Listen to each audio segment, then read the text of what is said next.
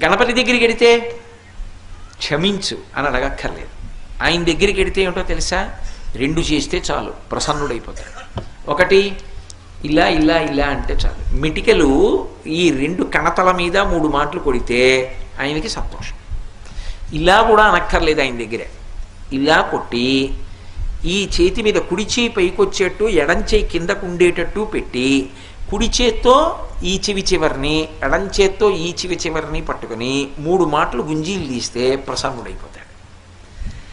ఏమండి మీరు చెప్తున్నారు బాగానే ఉంది, కానీ అంత పరబ్రహ్మం విఘ్నేశ్వరుడు ఆయనకి ఎందుకండి ఇలాంటివన్నీ, ఇలాంటి పిల్లల చేష్టితాలు అన్నీ చేస్తే ఏమిటండి ఆయనకి ఆ సంతోషం అని అడగచ్చు మీరు. దీని వెనక ఒక మర్మం ఉంది. ఒకప్పుడు అగస్త్య మహర్షి మహానుభావుడు, సామాన్యుడు కాడైన ఆయన ఆ దక్షిణ దేశంలో ద్రవిడ దేశం దగ్గర ఒక పర్వతం మీద కూర్చొని తపస్సు చేస్తున్నాడు.